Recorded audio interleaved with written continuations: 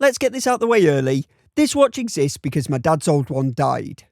30 years, daily wear, no servicing, ever. And then one day, it just stopped. And Muggins here said, "Yeah, Dad, no problem, I'm sure I can fix it." Before remembering, I have absolutely no experience in fixing watches. So naturally, instead of replacing it with something more sensible, I picked up this. The Seagull 1075. And I'm sure most of you watching this already know what Seagull means to the watch industry. The world's largest manufacturer of watch movements, and a brand that makes everything from ultra affordable pieces all the way up to things that probably make the so-called Holy Trinity's bums squeak. Most of what they do is solid, but fairly safe. But every now and then, they drop something that actually makes you stop in your tracks. And this, for me, is one of those. And now I've got his old watch as well, which means at some point I'll probably do a video on that, although it'll be less a review and more a post-mortem. So the brief was simple: replace something understated, reliable and completely unpretentious, and somehow we've ended up here. An integrated bracelet watch that doesn't just take inspiration from the 70s, it looks like a mail order from an old adult magazine featuring bushy Sandra laying on a shag carpet. First impressions, and straight away, as I mentioned earlier, this is going for that 1970s look without any excuses. It has a slightly cushion-shaped case, it's quite broad, pretty flat, and features a cool mix of sharper angles and bulbous curves running through it that give it a bit of presence without needing to be oversized. It does have a bit of weight to it though. In fact, it's not a delicate thing at all. The dial follows the same idea. A simple layout, stick markers, thin batten hands, but that black day wheel contrasting the white date wheel just ties everything together nicely and screams 1970s design. But the main thing that stands out straight away is the quality. And honestly, I've sort of started to expect higher quality with every Chinese watch that lands on my doormat. Everything feels well finished, edges are crisp, polishing is smooth, brushing is clean, and when you start moving it around, the light play is next level. The fluted bezel is the showpiece, but the light bouncing around the wrist roll is just as cool. Not quite at the PRX level, but pretty close. Like many, I'm not a huge fan of butterfly clasps, but they do really work for that integrated look. And here at least, the links are so tiny that getting a decent fit on wrist shouldn't be too difficult. Specs wise, it's a 38mm stainless steel integrated case and bracelet with an effective lug-to-lug of 51mm due to how the end links attach to the case. It has a flat sapphire crystal up top, a sapphire display case back, the in-house Seagull ST2100 automatic movement running at 28,800 vibrations per hour, a day-date complication and a display case back. The price is at a keen £340 mark on the Seagull website, which seems to be the cheapest price it's available at, so I'll leave a link in the description, along with a 16% subscriber discount, which will knock a healthy amount off the retail price. Moving on to the case, and this is where most of that 1970s character comes from. Obviously, the standout feature is that fluted bezel. It's bold, reflective, and it catches the light constantly. So depending on how you're wearing it, it can look quite sharp or a bit showy. Personally, I think it just about stays on the right side of that line.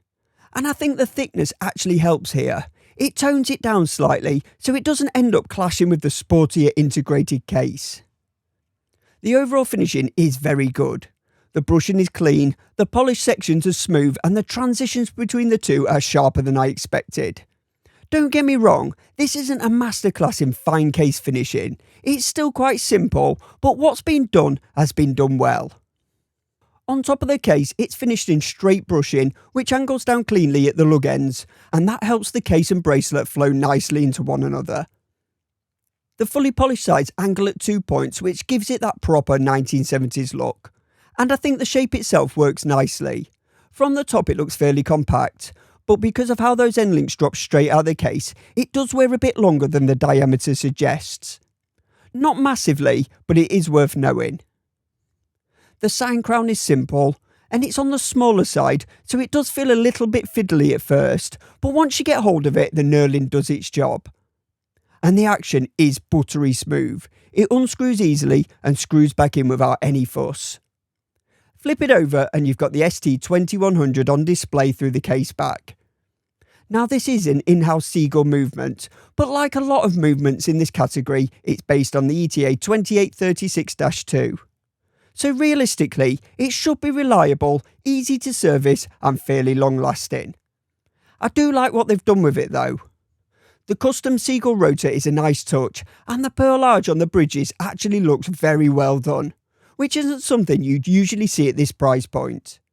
So you've got a bit of decoration, a bit of movement, and it's just generally nicer than staring at a blank case back.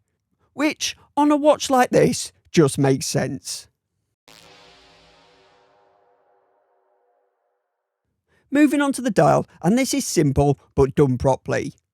It keeps that 1970s look, but it's finished to a standard that you'd expect today. The silver base is clean, but it has a really nice sunburst finish. It's highly reflective, which goes hand in hand with the fluted bezel surrounding it, but the reflections feel classy rather than blingy. The applied markers are well finished and placed perfectly. There's actually quite a bit of height to them as well, which helps them stand out against all that light bouncing around the dial. Then the Seagull logo is applied in the top half and it sits at the same height as the markers, which keeps everything looking consistent. Below that you've got the Seagull lettering and 3 lines of text all finished in black print. Some people might question the inclusion of Made in China here, but personally I like it. It shows Seagull are proud of what they are doing, and having it that prominent just reinforces the idea that China is now a serious player in this end of the market. The hands are simple but finished almost flawlessly. They definitely take inspiration from something like a Rolex Datejust, but for this style of watch it works perfectly.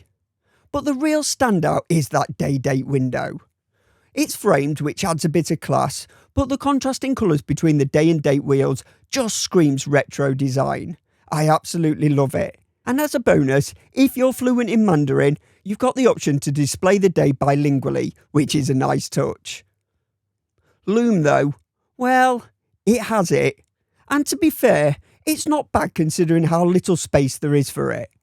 You get small CF plots above each marker, and lume on the hour and minute hands. But don't expect miracles. This isn't a lume monster, but then again, that's not really what this watch is about. So having any at all is a bit of a bonus. The bracelet is probably one of the best parts of the watch.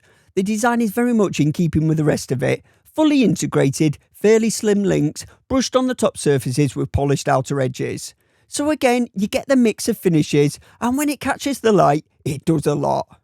It's not quite PRX level, but it's not far off either. In hand it feels solid. The links articulate nicely with no rattling and no sharp edges. And because the links are quite small, it wraps around the wrist really nicely as well. It doesn't feel stiff or awkward, it just sort of follows the shape of your wrist. The butterfly clasp, I'm still not the biggest fan of. It looks clean, I love that it's signed and it does suit this kind of integrated design, but they're never quite as convenient as a standard clasp.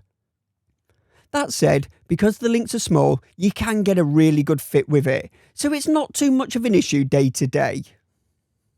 On the wrist, it looks right. The proportions work, the bracelet flows nicely out of the case, and overall it sits how you'd want it to. But that thickness does make itself known. The head of the watch is quite top heavy, so it doesn't quite settle into the wrist the way some integrated designs do. But because the links are so small, you can wear it fairly tight, which helps keep it in place so it doesn't slide around or do anything annoying. But the thickness of the case means that it does feel like it sits slightly on top of your wrist rather than into it. Nothing dramatic, but it's something you notice and it does take a bit of getting used to. So, overall, this does exactly what Seagull set out to do. It delivers that 1970s character, but with modern materials and a level of finishing that actually holds up against more contemporary looking pieces. It's not perfect, but it has bucket loads of character. And it looks different to pretty much anything else in this price range. Yes, it is on the pricier side for a Chinese watch, but when you handle it, I think the quality does back that up. That said, in this sort of niche, I do wonder if the price will put some people off. If you're specifically after this look, then it makes a lot of sense. But for the more casual collector, it might be one that gets passed over, especially when there are cheaper options out there. If this sat closer to the £200 mark, I think this would be a much easier decision for a lot of people.